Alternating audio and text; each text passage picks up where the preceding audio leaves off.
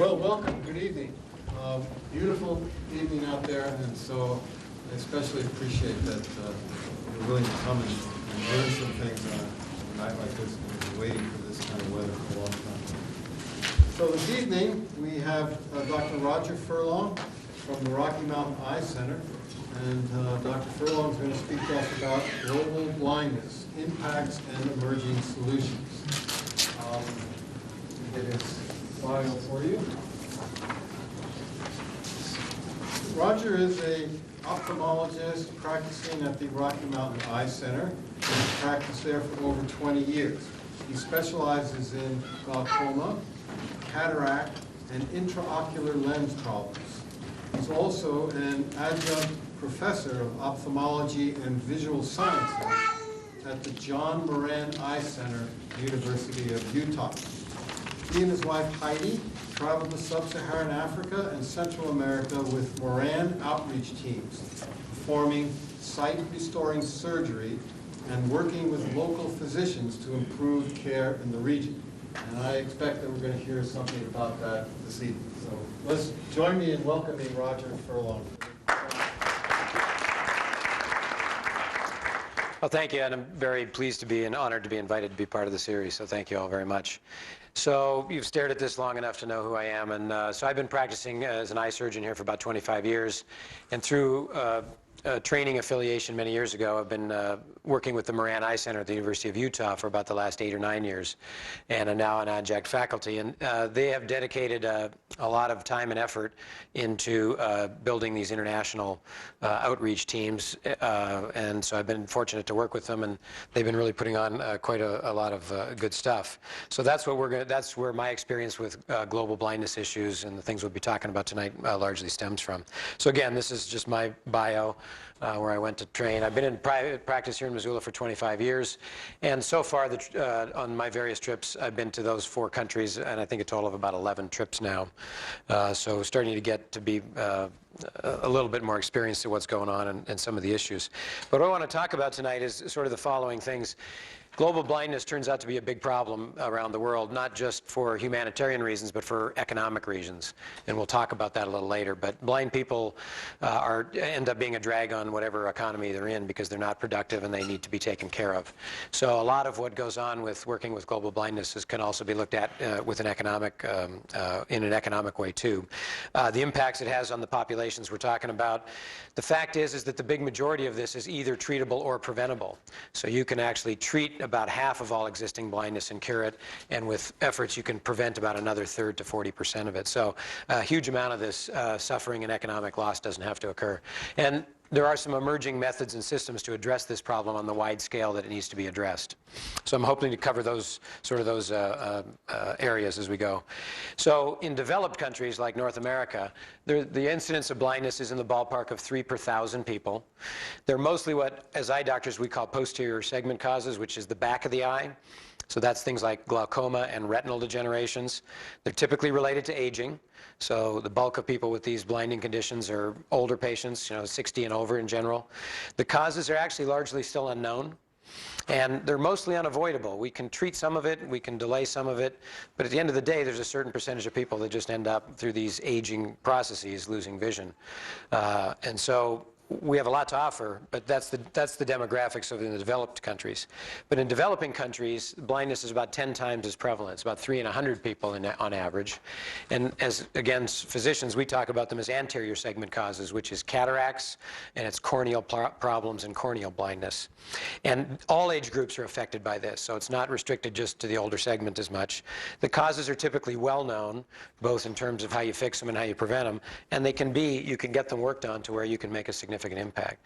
So this is where we think that a lot of progress can be made in terms of working on this the load of blindness in the world. So what are the leading causes of blindness in the third world?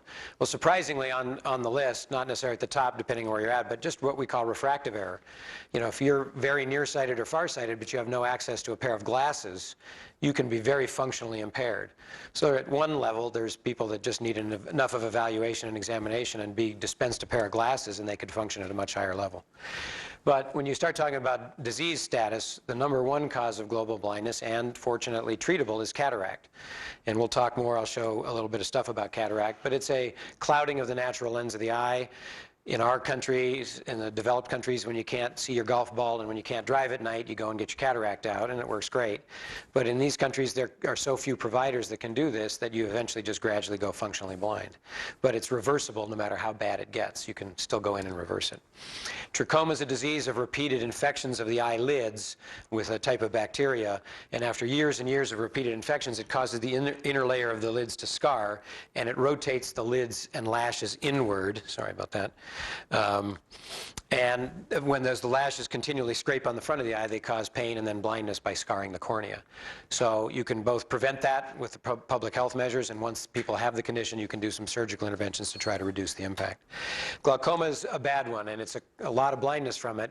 We don't have that solved in this country or in the first world. So it's a chronic disease. It needs chronic treatment, and chronic diseases are not very well there's a lot of hurdles to treating chronic diseases in the third world right now, so we don't really have good options in the glaucoma world. Onchocerciasis is also known as river blindness, and this is actually a tremendous success story. A few decades ago, there were tens of thousands of cases of this. It's a parasite that is transmitted through the fresh water in these flies, and these larvae crawl all the way through the skin and end up crawling into the eye and on the eye and trigger scarring, and it'll blind you. But last year, through work with the Jimmy Carter Center in dispensing of ivermectin, they had the number of cases was in the double digits. It was under 100. So this is one of those tremendous success stories where if you get enough public health resources organized, people are willing to give you the drugs to treat these infections, but the delivery systems are not there. But when they do succeed, it can be a huge success story. Xerophthalmia is a bad cause of blindness in children. It's just vitamin A deficiency. So there's enough children out there living in nutrient-poor environments that they don't even get enough vitamin A, and a simple vitamin A tablet periodically, I think once a week, cures the problem. And then we see a lot of corneal trauma and infections, which is the surface of the eye, and that's the clear window you're looking through. So if it gets traumatized or scarred, you won't be able to see clearly through it. That's a problem again everywhere, that we can do corneal transplantation in the first world, but that's a elaborate system to do that, and it's just not largely available in the third world. So these are the things you can look at and the things you can have an impact on. So let's ask the question, what do people mean by blindness? Well, to give you some numbers, 20/20 is what we all call normal vision. To pass and get an unrestricted driver's license, you have to see 20/40 or better. When we get to the third world, you can be up to as bad as 20/60 vision, and that's considered, quote, normal only because you can largely function at that vision level. You can do the tasks of daily living, and you can take care of yourself. So we're not even talking about impairment until you get to the 20/60 level. And I can assure you that nobody in this room here would be happy if your best vision was 20/60, but you could live your life and function in most societies. We start talking about being visually impaired when you get between 20/60 and 2200. Our definition of legally blind is 2200. So if you get in this country to 2200, you get a tax break, you're legally blind. To be severely impaired is another notch down to what we call 2400, which is the big E on the chart. And then if you can't see 2400 all the way down to just telling light and dark, that's the severe impairment, and that's functional blindness. You can't take care of yourself or do the activities of daily living. So that's what we're talking about. So again, 20/60 or better is you're not even in the blindness column at this point, or the visually impaired. Here's the numbers on the global burden of disease. These are probably about 5 or 7 years old. But this is the financial burden of different disease conditions. So eye problems, blindness, and DRN stands for diabetic retinopathy. Surprisingly, that's cropping up frequently now in the third world. A lot of things have been exported to the third world, and fast food and diabetes is high on the list in many places. So it's a pretty high expense item in terms of the burden of disease globally. So you want to address all of them, but you can see where this one ranks. And where is the blindness concentrated? Well, it's primarily in these three regions: the Western Pacific, all of those scattered islands through the Western Pacific. There's very little care there. Africa and Southeast Asia, and the rest is kind of scattered around. So that's kind of the distribution where we find it. And the other big problem in the third world is if you go blind, you die much quicker. So once you go blind, if you're an adult, once you go blind, your remaining life expectancy becomes about 1/3 that of your age-matched peers. So you're not going to live nearly as long. And blind children rarely live longer than 2 or 3 years in the third world. Being blind and a child there is frequently a death sentence. So the impacts are tremendous. So how many people are we talking about? So again, this data is maybe 10 years old now, so the numbers are going to be bigger. But if you take that extreme blindness, the 2400 or worse, can't do anything, that's 20 million people globally like that, and that's 10 years ago, so that's probably more like 25 million. If you expand that out just a little bit to that 2200 level, which again, in our country, legally blind, triple that number, so you're up to 60 million people that are at that level. And if you go down to that 2060 level, which again here is not great, that's 8 times, so that's 160 million, and now that's up over 200 million people globally that have significant visual impairment or blindness that impair their ability to function. So those numbers are large, and they're getting bigger. They're not getting smaller yet. So the crisis and the challenge is simply we're over 7.5 billion people now, or 7 billion, we're approaching 7.5 billion. The population of people globally over age 50 is expected to double by 2020, and we're getting close to being there. So we're at currently greater than 20 million cataracts that are totally blind and 40 million that are still in that legally blind number, and that number is increasing all the time. So that's the scope of the problem. When I talked about the economics, so a blind person is not only non-productive, but every blind person in the third world has a full-time caretaker that has to take care of grandma or grandpa, and that's often a girl, often taken out of school or work. So now you have 2 mouths to feed with no productivity coming from it. So it doesn't take very many blind people in a village, and you've suddenly taken a pretty substantial number of the workforce out of commission. And a lot of these people that are blind are in their 40s, 50s, and 60s. If they weren't blind, they would be productive. They're not elderly or infirm. So it's a big drag on the population totally. If you combine it with their other problems, malaria, the effects of chronic disease of other types, all this adds a drag onto the productivity of these communities. And so it all adds up to make it a difficult problem. And so to give you the reason why you got to tackle this multifactorially, so in the late 90s, the United Nations put together this project they called the UN Millennium Village Project. And what they wanted to do is they were looking to address the poverty in these sub-Saharan villages. And they picked 20 villages in 10 countries. And they said, how are we going to go about, I think they had a total of 20 in the end, how are we going to go about fixing the problems and getting these villages so they can rise above the destitute condition they're in? And they did all the usual things. They did, water, dig a well, get fresh water, make sure your wastes are not mingling with your drinking water, taught them different crops to plant in those regions, how to irrigate them. But within several years of doing this, they came to realize that the burden in the villages and the communities of blindness was so great that they were stymied. They weren't making the progress they want. So they actually came to organized ophthalmology in North America and said, would you guys get involved? And so that's how a lot of the folks I've been working with and the projects I've been involved with have had the genesis from there. So they're trying to overcome the extreme poverty. They ended up picking the Moran Eye Center at Utah as the coordinating center for all this. And they even did the economic impacts with Jeffrey Sachs at the very highest level. So these guys, they really wanted to find some answers, and the data is still being crunched on a lot of this. But again, in many parts of the world, blindness at high enough levels, traumatizes the whole community. 90% of this is treatable or preventable. And these interventions can be very inexpensive. I mentioned that vitamin A capsule. When you look in the medical world, there's an entity known as a quality adjusted life year. And I couldn't tell you how it's calculated. I'd have to go back and look at it. But it's a way of comparing the costs of benefits that they try to level the benefits. So if you get heart surgery and you live 10 more years, that's got a high value. And if you don't have, something minor, it's a lower value. But it's a way of trying to put a dollar value on what this intervention is worth. And so preventing blindness with vitamin A capsules, it's cost you $2 a year to do this. If you get them to the right kids and prevent blindness, that's the cost. It's $2 per year. With these cataract surgeries I'm going to talk to you about, you can do that for $20. Once you have the people in place and some things in place, the per case cost can be brought down to $20. So you're talking about interventions that if you can dispense them on a wide enough scale can really have an impact. And then there's some other things I've talked about, the ivermectin for the river blindness, the treatment for trachoma. These are public health issues, and you can eradicate a lot of these diseases, but you got to treat everybody, and you got to treat them several times over several years. You got to get the burden of the disease out of the population. You can't just treat one village, because when they cross with the other village, they're going to reinfect each other. So there is a coordination issue, and it's not easy to do. So let's talk about cataract surgery, because that's where most of what we do, and that's where you can really go out and in a short period of time you can actually cure blind people in the hundreds in a week. So let me give you a quick anatomy lesson. If someone took your eye and cut it in the middle, the top is the front of the eye where everyone looks at you, and the bottom is where your optic nerve leaves the back of your eye socket to your brain. And inside your eye, just behind your pupil, is the lens of your eye, and we all have that, and it's clear through most of our life. But with age and bad nutrition and high exposure to ultraviolet and other factors, it can cloud at different times in different people. And when it starts to cloud, you don't have many effects, but as it clouds more and more, it gets more and more severe. And the cataracts we're going to talk about in the third world, these lenses get totally opaque. So these people can tell you it's night or day, but that's all they can tell you. They don't have any other vision beyond light perception. And those are the people we were talking about as being severely impaired. So here's kind of a schematic of how when the lens of the eye clouds, instead of the lights being focused on the retina, they get scattered. And then as the lens clouds more and more, it just gets to where virtually no clear imagery can get through. And that light has to focus on the back of the eye on the retina. So this is the kind of cataracts we're talking about. So you don't see this in our country very much. People don't ever, very rarely let their cataracts get this advanced. But this lens in this person's eyes turned totally white. So this is a person, again, who can only see light or dark. They're not going to be able to tell you anything else. They can't do anything. They can't even take care of themselves. So this is the level of cataract we're talking about.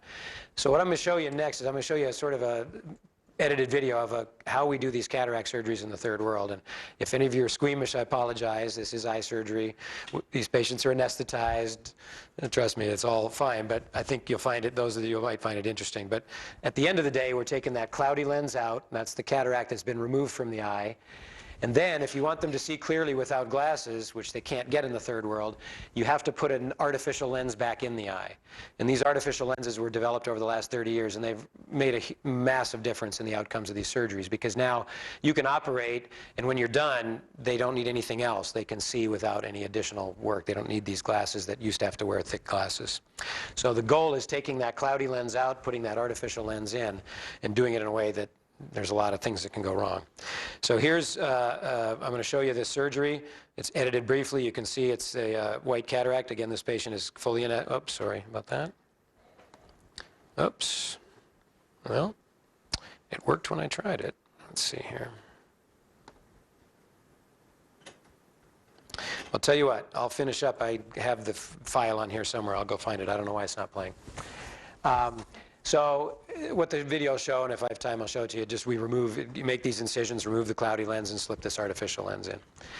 So glaucoma, unfortunately, is the second leading cause of blindness, kind of worldwide, but including in the third world. There's many different types, and there's a lot I could tell you about it. The only way that you can really, so if somebody gets a bad cataract and you take it out, they get their vision back. But if you lose vision from glaucoma, it never comes back. So this is a degenerative disease that destroys the optic nerve in the back of your eye. So in order to have an impact in the world of glaucoma, you've got to detect it early, which for lots of reasons is actually not easy. There's a lot of overlap between normal eyes and early glaucoma eyes in all the tests we have. And even once you do detect it, we need cost-effective treatment in the third world, and we don't have that. So there's a lot of work that needs to be done on this. I'm working with some folks out of San Francisco that have gotten some money, and they're pursuing some, some initiatives this way in India and other places. But this is a big place that needs a lot of development, and we're probably at least 5 to 10 years away from something significant and effective in this realm. It's a widespread problem, but there just isn't right now good detection that can be deployed on a wide scale and run by technician level trained people, and then cost-effective long-term treatments. So glaucoma takes the optic nerve in the back of your eye. This is a picture of that nerve, and the pink rim is your healthy nerve tissue, and eventually it destroys all that nerve, and you can see how the blood vessels kind of dive right off the edge. There's no more nerve tissue. So the nerve that connects your eye to your brain is lost, and therefore you can't see. And it's, again, all chronic diseases are challenging. Medical treatment is mostly not available, and current surgeries are not good. So for that environment, and even here, they're not ideal. So there's a lot of work to be done there. Trachoma is that disease I talked to you about where you get the scarring of the eyelids and they turn in and cause corneal blindness. So it's an infection by a bacteria in the chlamydia family. There's about 40 million people worldwide infected, and probably 8 million that are visually impaired or blind. So it's a big problem. It's spread by all those flies that you see in all the pictures, and it's not just one infection. It's repeated infections over years and years. So if you intervene, people that stop getting infected, often it'll quiet down and they won't get the worst outcomes. And it's just due to a lack of clean water and sanitation, and it's the repeated infections. And the thing is, it's easily treatable in its early stages before the lids have turned in, and preventable. What you got to do is you got to treat everybody, and you got to treat them once a year, and it's got to be, you got to hit everyone in the village, and you got to try to hit every village in the infected regions.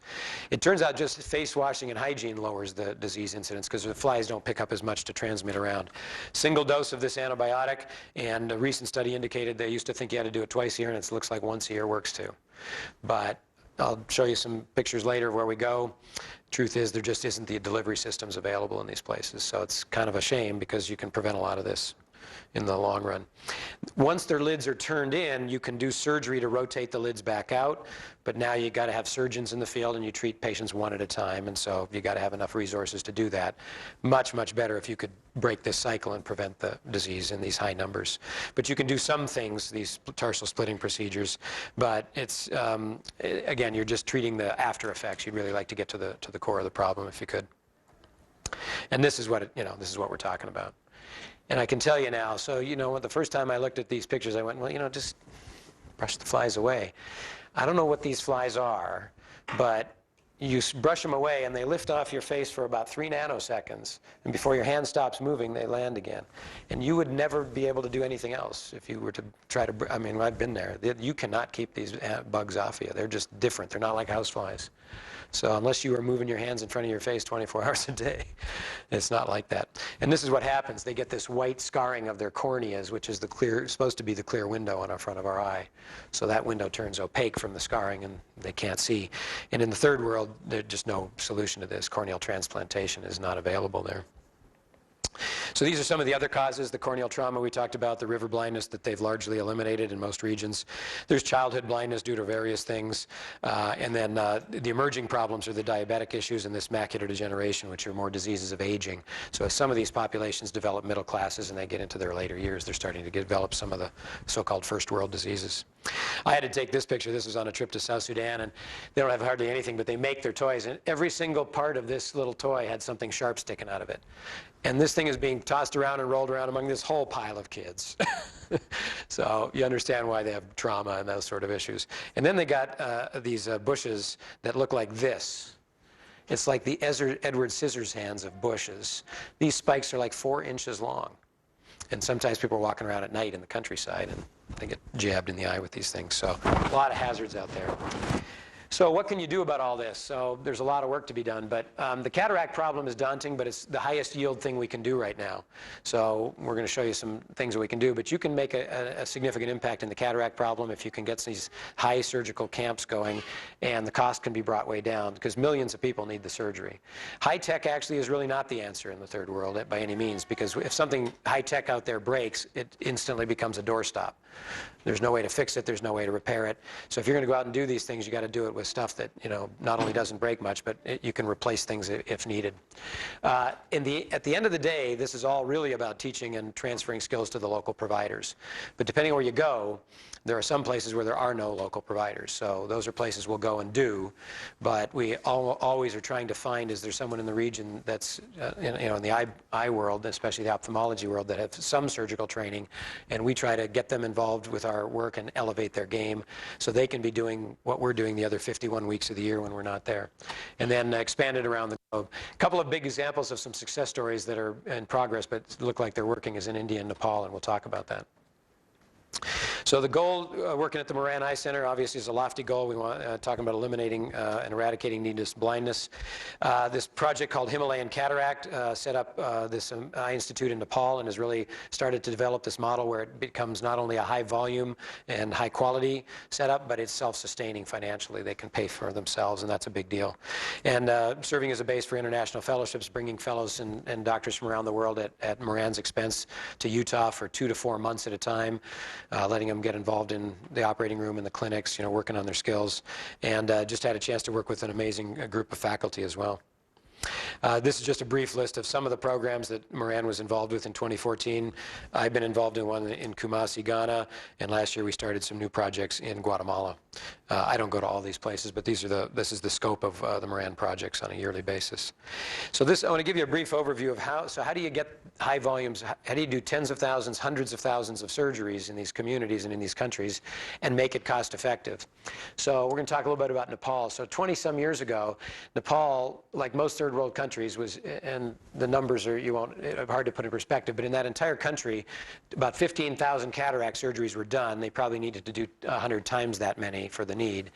And only 1 in 10 had that implant lens available, which is a big difference in the visual outcome. By 2010, they were doing over 200,000 a year, and virtually every one of those cases got an implant. And so this entire story changed over 2 decades, and it's really the result of 2 people. So this guy, and I didn't put it in my presentation, but there's a book that just was written about these 2 guys that if you want to read up on how 2 people can change a part of the world, the book's called Second Sons, S-U-N-S. And it talks about the story of this guy and the other one. But Sandik Ruid is a Nepalese surgeon.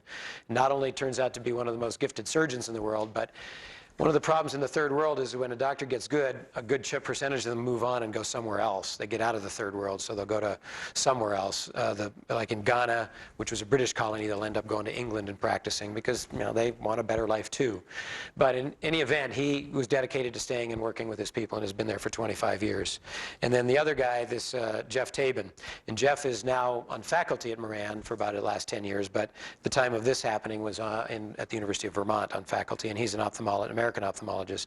And he got involved in Nepal after climbing Everest a couple times and saw the issues and was going to be an orthopedic surgeon and changed his mind after he saw the blindness in Nepal.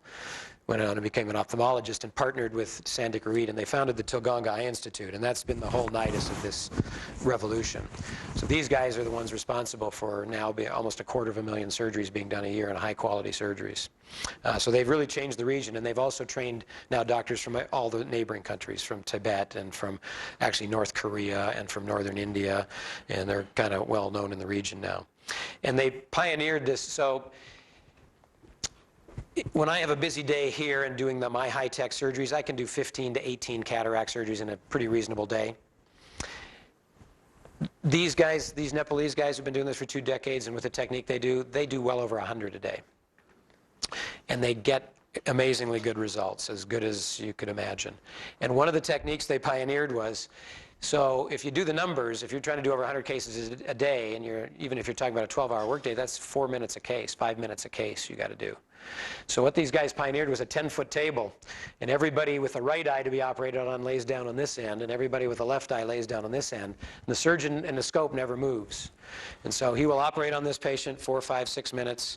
That patient sits up, a technician's got him. The next patient is blocked, prepped, lays down.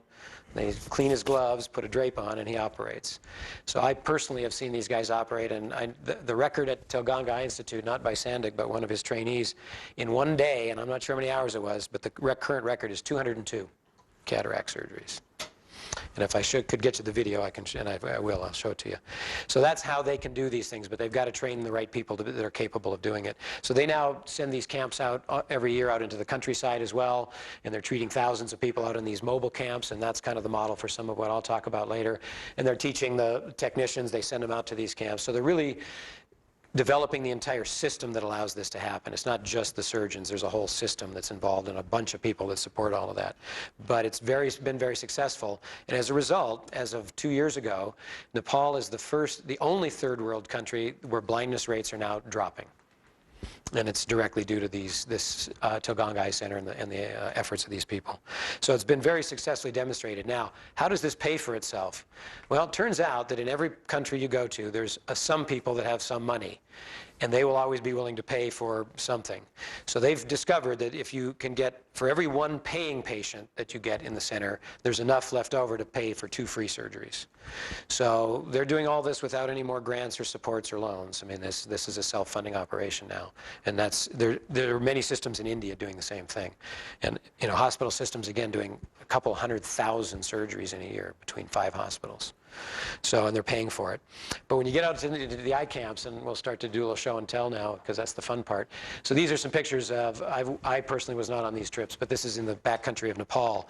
And this is kind of how first thing you got to do when you arrive at a place is you can't cure everything that causes blindness, and you try really hard not to end up operating on people who aren't going to see better. So the screening process turns out to be a big deal. Doesn't take a lot of eyes you operate on that don't get vision back, and the rumor gets around that maybe you're not doing what you thought you could do. So it's really, we spend a lot of time and effort trying to make sure that very few people that we operate on don't end up seeing better. So there's a lot of screening that goes on, but it can be in conditions like this where you just have a flashlight, and they'll go out to these villages and set up their camps. They'll go 5 to 7 days, and depending on the camp, we're talking on about many hundreds of surgeries, anywhere from 200 to 800 surgeries sometimes in these camps in 3 to 7 days. And again, just utilizing whatever's there. They set up in whatever building is there. They've got these cement buildings which are rudimentary in the clinic, and early on set up their ORs and whatever was available. So, and some of the places I've worked in, we have to have generators to run the microscopes and the lights because they don't have power locally. So this is what a typical post-op day looks like. So you'll have all these patients were all done the day before, and they all come back with their patch on, and the patches start coming off. And anyone who's ever done it, Holly's up here in the audience and has been on the trips with us, this is the reason why we go. So what'll happen in these camps is you'll start taking these patches off, and these are people who were blind, and some of them for many years, and there's usually a 3 to 6 second delay, and it kind of registers, and then the big grin will break out on their face, and some of them will jump up and dance, and some of them will hug you, and their families are there because their families bring them. So it's just a hugely emotional time, and it's really the time, one of the main reasons we go is these camps. So they're also reaching out. They're doing community eye centers out in the villages, not necessarily with physicians or surgeons, but they train ophthalmic assistants, which can take care of a lot of the basic stuff and do the screening. So spreading the model out. And here's how I mentioned it's self-sustaining. So I won't repeat all that, but if you can get some paying people, you can give away a lot of free stuff.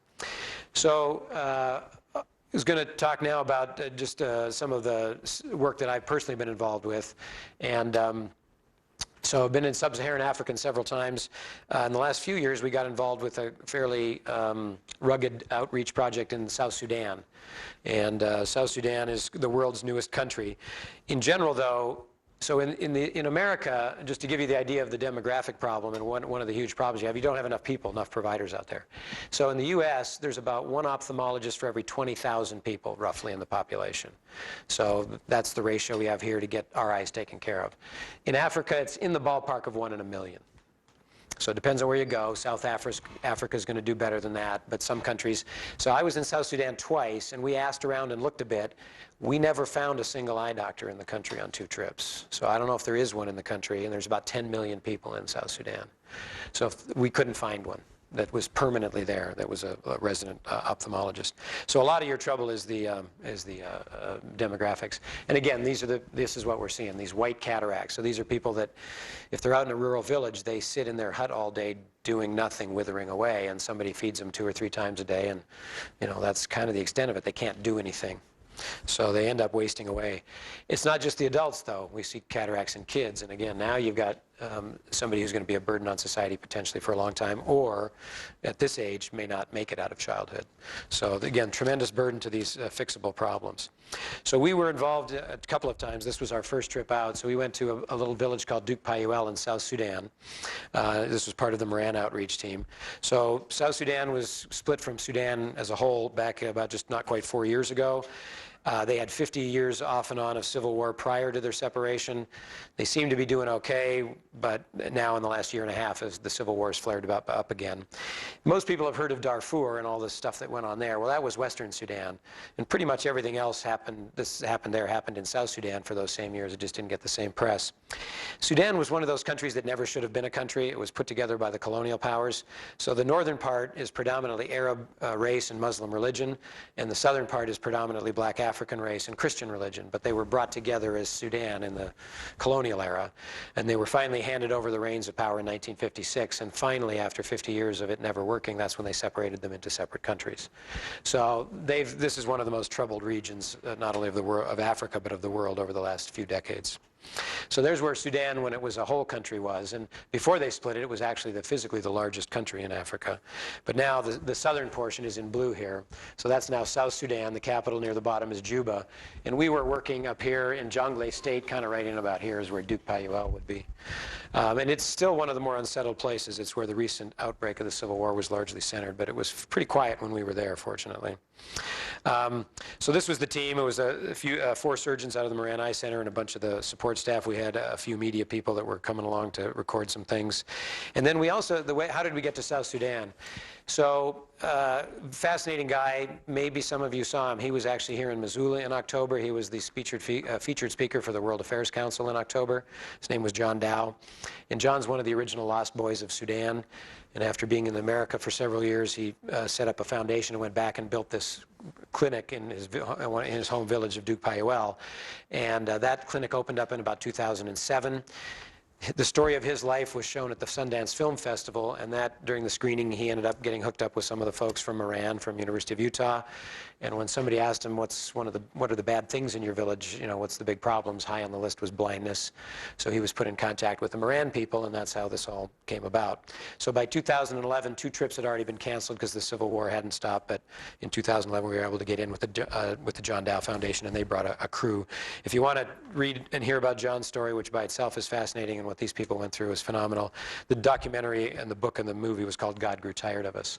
I think it's on Netflix. Anyway, fascinating story in and of itself, but he's an interesting and lovely guy.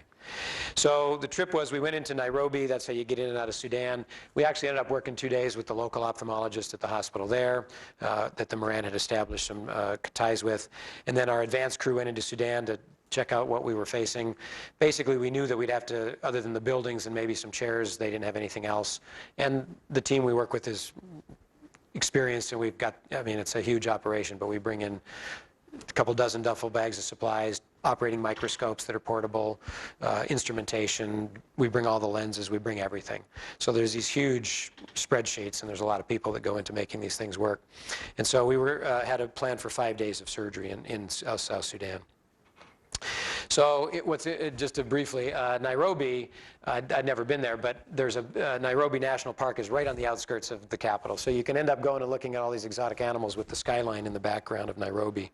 And they've got many of the picturesque animals. They got the rhinos, and they got giraffes, and they got all that stuff. So anyway, that was a brief sojourn on our way in. The way you get around in most of these third world countries is some form of aircraft, and in Africa, the Cessna Caravan is kind of the workhorse. So this plane, single engine, but big turboprop, you can put as many as 13 seats in it if you're taking purely passengers, and then you can pull some of them in and out. And cargo, you can put a total of about 1,100 kilograms of whatever you want in. And these things haul stuff all over the place. We had to do several hopscotches through northern Kenya to refuel along the way. We couldn't go the whole way without refueling. So this was our last stop, and this is the international airport in Lokichokio, Kenya. And many of the places you stop, this is how you refuel. It's not, they got 55-gallon drums of fuel stashed around, and you just pump it in yourself. And so this is the capital of South Sudan, flying in Juba, and I think it's about 200,000 people. We haven't spent any time here, but I can tell you it's just looking at the international airport. I don't know if you want to spend any time there. Wasn't very nice. They're struggling, but they've got very little infrastructure. So when you fly, we flew out of Juba towards Duke Payuel, and you actually go over the White Nile, which is one of the 2 main branches. Blue Nile joins the White Nile in Khartoum in North Sudan and flows on out. So we got to fly over the Nile for a bit. They burn all of this grasslands in the countryside. So at times I thought I was in Mordor. You'd fly along these big columns of smoke coming up, and it's all pretty desolate. So when we arrived, they knew we were coming, and so the whole village did turn out, and it was a big deal. These villages, during the wet part of the year, which is 5 to 6 months, they become islands. So there's no road traffic in and out of these villages for half of the year, and only not very many people are flying in and out in the planes. Usually it's mission work and such. So it's a big deal when a group comes in. So the whole village will greet you. And as a sign of honor, this is John Dow here. Another thing you need to know is the Sudanese are outrageously tall people. So John Dow that's not a photographic trick. He's about 6'11", 6'11", and he's not the tallest guy in the camp. So and the rest of us were all about my height. So it was kind of a funny week. We hugged a lot of belly buttons, but we're honored guests, so they present us with a ceremonial cow, which we thought was fine. The surgeons headed into the OR. Well, that cow made its end about 20 minutes later. They dispatched it, and that was since they have no refrigeration there, everything gets butchered right away, and you got to eat it right away. So, and nothing goes to waste. These were our accommodations, and these were the nice digs, the wall tents. They had some of the staff kind of move into smaller tents while we were there. So it's pretty remote where we were at, pretty rugged conditions. And the only enclosures is your tent when you sleep in the hospital building, so the rest of the time you're outdoors. So the dining hall was just sort of in the center of the camp. We all get together for breakfast and dinner. And those are your facilities. And they're nice enough to put the footprints next to it so you can get a better aim on the hole in the floor. So that's probably about 150 people in the camp sharing the facilities. So sometimes you end up in the middle of nowhere. So the clinic they had already built by the time we got there. This is the John Dow Foundation clinic, and it wasn't elaborate.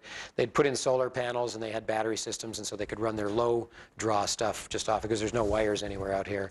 And then for big stuff like their water pump for their gravity-fed water system, they had a diesel generator. And then when we were there working, they had these little Honda generators that could run our microscopes and our lights. So this is the John Dow crew and the whole foundation crew, and I told you they were not short guys. And so this is, we set up, so we had this intake, this is my wife Heidi working with the local group, and one of the things that Moran's trying to do is there's virtually no demographics or statistics of any kind on healthcare in these regions. No one knows what the incidence of blindness is. Nobody knows any of this stuff. So Moran works really hard in these outreach trips to collect as much data as they can. So people that are registering, we get as much information as we can, which is actually highly limited. About a third of the people we operated on they didn't know what their birth date was. They didn't know how old they were.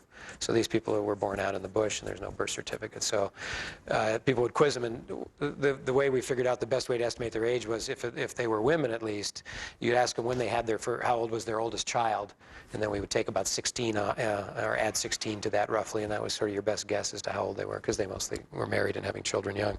But a lot of them didn't know how old they were or when they were born. So they're collecting demographics and ages and other statistics. This is how you get around if you're blind in Africa. So you'll see this all over the place. The blind person holds the stick on the back and the person with sight on the front, and sometimes there'll be trains of people, 2 or 3 following one sighted person. But that's the mode of transportation if you're blind. And so every day we would get to the this is the sort of open-air pavilion where we do our post-ops in the morning and then do screenings of new patients coming in. So every day we'd be a bunch of people sitting around, and there's translators, so the good news is we could get information. But more or less you're just examining them, doing your best to ascertain what their cause of blindness is, and if it's cataract, let's get them in the line and let's get them done. So again, another classic case. You can see here this guy's, both of his pupils are white. So again, here's a guy that he was led by the hand to come in. But the good news is, and there's a lot of colorful sights you see. It's nice. A lot of children and stuff in the camps too. But eventually, so here's one more example. So again, only one eye. This eye was blind for something other reason, and again, just got the white cataract. So these are people that just can't function, and somebody else in the family or in the village has to take care of them. Here's somebody who's got limited vision in their left eye, but you can see the big scar on the cornea on the right eye. So that could be trauma, that could be infection. Once you get a scar in your cornea, it turns opaque, you can't see. So this was what we were faced with. This was the operating room, so to speak, that we had to set up to operate in. This is what it looked like when we arrived, and they actually had this one table. And the advanced crew cobbled this together, that together, set up back tables, put things on bricks, found if there was a reclining mechanism. But at the end of the day, after about a day and a half of that, we ended up with a 2-bed OR, and we were able to put the scrub table between the two, so the scrub nurses passing the instruments and the supplies could stand in the middle, and one for each side, one for each table. And these are these portable operating microscopes. So these will break down into basically a 70-pound suitcase. And we tend not to travel with the base, it's big and heavy, but figure out, like the tables, you can clamp them, they come with clamps, and so you can clamp these operating microscopes on. And really pretty functional for their size and their weight. The ones that we have in our OR here probably weigh 300 pounds, and it would take, a moving truck to move them. So here's what it looks like when we were operating. This is myself and Dr. Crandall, and the table, again, you got all these tall South Sudanese, and the tables weren't very long, so their legs were always hanging off the end. But the scrub techs would stand between us, pass the instruments and the supplies we would need. And we actually, it was on the back wall there, but we actually put up the translations for the different tribal phrases. So you always want to learn about 4 things or 5 things, like don't move is the first thing you learn when you're operating on people's eyes. So if they start getting restless, you got to tell them not to move. And so we kind of put those translations up. So and we would operate into the night because, one of the commitments is we try not to leave anyone in line when we are done. So we don't know at the front end how many people are going to show up. So we tend to work pretty long hours the first few days to make sure we get some numbers. And then the guy on the left in your screen is actually a Sudanese. Anybody that I ran into in South Sudan that had any medical training was a nurse. But he'd been given some rudimentary surgical training somewhere else. And there's another long story. He was actually the subject of a documentary that just showed here at the Documentary Film Festival. And I hadn't seen him for a couple years, and he showed up in this documentary doing the stuff we taught him to do. So we taught him how to do this trachoma surgery, rotate the eyelids. Cataract surgery, turns out that's not a short course of training. You need many years to train people to do that. But you can train people to do other stuff in a more limited amount amount of time. And this guy had some hands already. He'd done some minor surgery. So we taught him how to do that eyelid rotational surgery. And then through this documentary, I found out he's out there doing it. We were very pleased to find out and get the follow-up. So that's just some of the stuff. A lot of challenges. You'd send your instruments to what sterilization there was, and this, at least the cockroach was sterile. But, so a lot of bugs, actually, in the OR and everything, a lot of bugs. In fact, there were these horseflies that would fly. The first day we were there, we started operating, and they have these horseflies that can bite through your scrubs. They're whatever their teeth are like. So you'd be operating, and you got your instruments inside somebody's eye, and it's like somebody just drove a small needle into your left shoulder blade, and you can't move. So it was really a problem. And an hour later, somebody went into one of the supply closets and turned out there were a bunch of bats in the ceiling and stirred the bats up. So now the bats are flying around the OR. Well, we didn't think that was kosher, so when they had made their turn out, we closed the door. No, the flies came back. So in the end, we let the bats in the whole time because they kept the flies down. And they are truly amazing. They flew around that OR off and on for 4 days, and they would literally go down between the legs of the tables like this, and they never touched anything. They're amazing. They never touch anything. So we ignored them, and they kept the flies off of us. I showed you the OR. This was our table where we block patients. So to get them ready for surgery, you got to numb their whole eye socket. So in our country, if you're going to do this, you give somebody an IV sedative, you get them a little sleepy, and then you do the block. And there are no IVs there, so these people just tough it out. So you basically put this fine gauge needle below their eye into the eye socket, inject some anesthetic, and then that not only fully numbs the eye, but it paralyzes it, so it makes it much easier to do the surgery. So they would just have to lay on this table, and I don't know, we did 240 surgeries that week, so they had 240 people, they, without complaining, let you stick a needle in their eye socket. And again, just scenes from the operating room that we had set up. And again, so the day after, this is a morning after surgery, and this woman in the purple, I want you to pay attention to her for a second, but she's had her first eye done. We ultimately later in the week did her second eye, but she still can't see because her first eye is still patched. She's coming in for her post-op. And that's how they get around. And so we'd start taking these patches off, and we have these little magnifying loops that we can look at their eyes with. And again, this is the kind of the fun part of the whole deal, or in many ways. So it's kind of chaotic, and there's people moving everywhere, and you're pulling patches down, and people are yelling all of a sudden, happy, and the whole bit. But like I said, it's the post-op. But here she is. So she had her patch taken off, and she's just got her protective shield on now. So this would be 20 minutes after her last picture. And this is, like I said, this is the reward that we get and that we get to do, because they get their vision back immediately. So these are the post-op clinics, and a whole different atmosphere and a whole different energy compared to the beforehand. They loved these shields. They didn't have to wear them after a day or two, but they just thought they were the greatest thing. They would walk around the villages with them on. They were a badge of courage type thing, so they kept them and they used them. We actually ended up operating on one small baby, and that was a whole situation in itself. But the internal medicine doc that had been setting up the clinic with the Sudanese who was there was going to put this kid to sleep for us, but not the traditional general anesthesia. So I had to know how much the baby weighed to figure out the dosing. And they scoured around, and the only scale they had in the village was the produce scale for weighing the cabbages. So this was how we had to weigh the kid to figure out how much anesthetic to give him to try to do the eye surgery. Again, just the part of the day that's the most fun is the post-op clinic days. Everybody's happy. Just lots of this going on, and so it's great fun.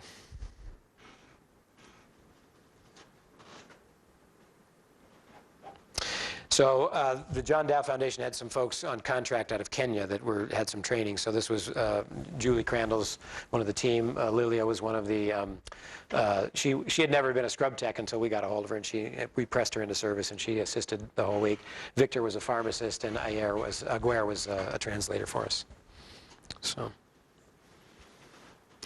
So the final tally, actually, I forgot, we did 280 cataracts that week, 60 patients with the trachoma, tried to keep all these demographics going so we could start collecting things we can't fix, like we talked about, corneal blindness, end-stage glaucoma, retinal diseases, crossed eyes, or strabismus. So there's some things you can't fix when you're there. So, I got into this to do the eye stuff, and that's what I still do, but John Dow had more of a vision. So all of the trouble that it was occurring in his part of South Sudan was between three main tribes. So after we had our first successful trip, we returned a year later in December of 12. And he had arranged that during the time we were gone that we actually, so I flew out on the first day and a half to 3 different villages that were all the centers of the 3 different warring tribes and screened people. And between those 3 villages, we brought 65 people back and combined that with about another 150 of the local tribes people. And the point being was to bring these blind people from different villages and in fact bring them to the headquarters of their mortal enemies. Many of them had never even seen a member of the other tribes in their lives. That's how distinct they were. They're totally blind. We're going to take you in a plane you've never been in. We're going to take you to the village of your mortal enemies. We're going to cure your blindness. We'll feed you while you're there, and then we'll bring you home. So I'm always impressed that these folks, they must have been pretty desperate. They must have had no other options of hope in their lives to be able to agree to that. But we got 65 people to come. Operated on them over the 5 days. Many of them, there's 2 eyes, at least everyone got 1 eye done. And then before they got put on the planes to go back, John Dow sat all of the tribes people down with the translators and had a big powwow, and the messages were basically, we're no longer individual tribes, we're South Sudanese, but also these good things, these things that these people are bringing and other good things are only going to keep coming here if we stop fighting with each other. So the message being is you know, these people aren't coming back if there's more war. So some significant headroads had been made. Unfortunately, 3 weeks before our 3rd trip, in December of 13, in the capital, there was a flash violence that set off the whole thing again between the tribes. So in the last 16, 17 months, nobody has been able to get back in there. The clinic did get mostly trashed, so that has to get reestablished. The peace process is still happening, so it's been a traumatic and unfortunate setback. Having said that, you know, we're hopeful that if that situation stabilizes in the next few years, we'll be able to get back and try to resume some of the work. But so it was the benefit, sort of the spin-off being working to try to foster some peace. Any questions about anything we've talked about? And while I'm answering those, I'm going to try to find that video. I think I can find it here. Any questions, though? Is the Moran Eye Group going to eventually kind of move into the Nepalese system where it is also training? Yes. So I didn't show you much here about Ghana, but the place I've been most often is Ghana. The crew that I work with has been going there 20 years. I've been going there 8 years. And a year and a half ago, we worked with them for the first time in the first only dedicated eye hospital in West Africa. And the faculty there has largely been trained over those 20 years by Moran. So the end game everywhere is the training. The problem is that there's a whole spectrum of what's out there. So in a place like South Sudan, there's literally nobody to train. So it's the teams that go in and can make this impact, and we do make an impact, but we understand that, you know, there's a lot left out there that we're not done with. So those folks in Tilganga that are doing those kind of numbers, they're doing either a lot of this at their fixed center or in camps that they've established over the last decade. These places I've been showing you, we don't know what's going to be there until we show up, and it's just usually just an empty building. So unfortunately, you know, you just have to tailor what you're doing to the circumstances you're in. But the Guatemala projects we've just started working on last year, we've been twice now, and already we've been working with the local ophthalmologist, and on our last trip he did some of the surgeries, and we're going to be back there actually next month, and we're going to do that again. How often do you go? So I started off going once a year, but it's so addictive that I'm now going, I went 3 times last year. And how many are you going to go on this year, Holly? 3? So there you have it. Shoot, I thought I had this video here, and I just seem to be striking out. I'm so sorry. I don't know why that wouldn't play. Question? So how long was your trip that you did the 281 surgeries? So we did those number of surgeries in just under 5 surgical days. So to get to and from South Sudan is 2.5, 3 days on either end. And we spent a couple days in Nairobi, so we were actually on the ground operating about, not quite 5 days, and did 281 surgeries. Yeah. So 2 surgeons working, you know, full time. We're trying to hit 35 to 40 a day between the 2 tables. And like I said, these Nepalese guys, so I had dinner with, so, you know, I'm at the top end of surgical volume in Western Montana. I do probably 400 to 500 cataracts a year. I had dinner 2 years ago with a guy who last year, maybe no one really knows, they think he did 15,000. So I did the math. If he operated 7 days a week, it's 53 a day. Well, I know he's capable of 120 in a day, so he only operates 5 or 6 days a week. So, but these are guys, the only weeks they don't work 6 days a week is the weeks they work 7 days a week. These guys are animals. And they're phenomenal surgeons, and they've just got it down to a science. But currently, there's a limited number of people in the world that can do that. It's probably several dozen, it's not thousands. So what keeps the U.S. from doing that number of surgeries is the need that's not there? Yeah, so we're serving the need that's here the way we are, and we do it in a more high-tech, more expensive way, which is a little more refined.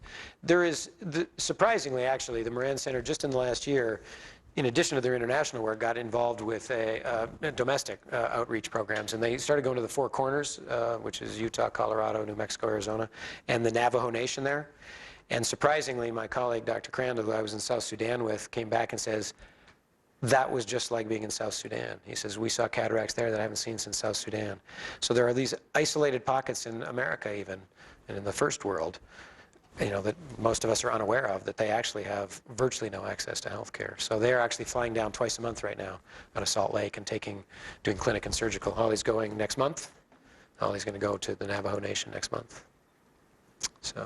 So it's more than just, but clearly the big numbers are in the third world. I ask this question of all the speakers. What have you learned from your experiences in Africa and other places that you've been able to bring back here and use in your own practice? It's a great question. Most of what has changed for me about doing this is just my mindset. You know, if you haven't spent much time outside the first world, you should, kind of thing, just because it changes who you are as a person. But having said that, it's still not unheard of to see one or more of these cataracts. So I've actually developed a little local reputation now in the western Montana. So I've had about a half a dozen of these extremely advanced cataracts sent to me for this different technique that we do that I did learn for the third world. And so cataracts can get to a level where our high-tech way is not the best way to take them out. We see a lot of them over there. We don't see very many of them here. So in terms of a skill set, you know, I now have that in my armamentarium, and I've actually been called on to use it occasionally. But you know, it's a mixed blessing. The problems are massive, the need is massive. But I've now have been exposed to and see how, at least in the world that I'm in, there's actually potential to have a substantial impact on it. We could make a difference if we can get this stuff ramped up. In places like Moran and Himalayan cataract, and lots of people, this is not the only, not the only show out there, are working on it. But it's fragmented. It's still a little bit on the mom and pop scale, not on the industrial scale, and the coordination isn't ideal, so there's a ways to go. But the models are there, and if you can get the local surgeons both trained and willing to stay in their communities, you can set up places like this that are self-sustaining.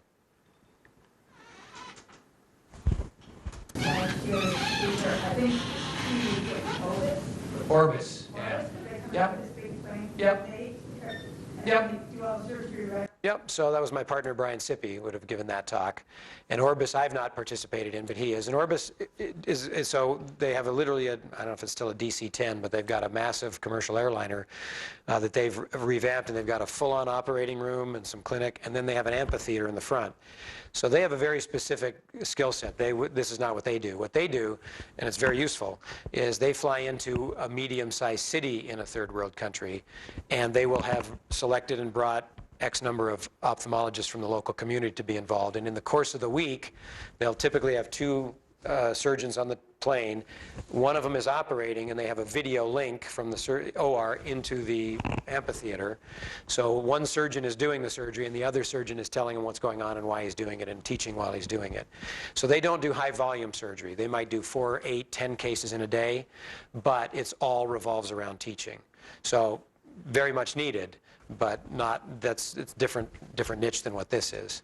So they're going to go into more developed places with trained physicians, and they're just elevating their game. Still very much needed, but not the high volume situation. But it's those trained surgeons that can go out and do this work when we're not there. So thank you very much. Well, thank you very much, Roger.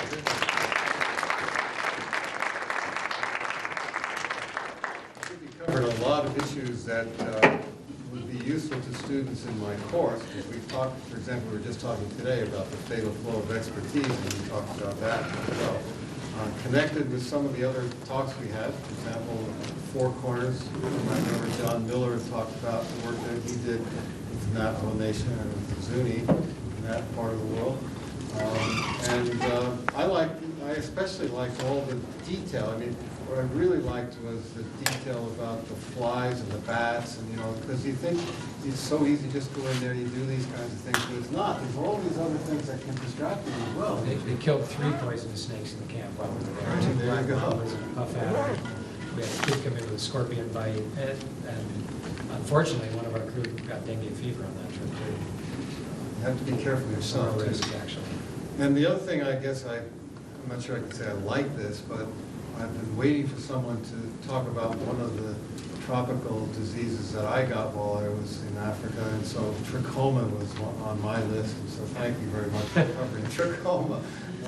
Okay, so next week, Narissa Kern is, who's one of the family, she teaches works in family medicine, and is a head of one of the work on the residency program here, is going to bring 3 residents with her, and they're going to talk about how international experiences as students led to an interest in family medicine. So that's what's on tap for next Wednesday night. So thanks again, Roger. Yeah, if you got more questions, come on.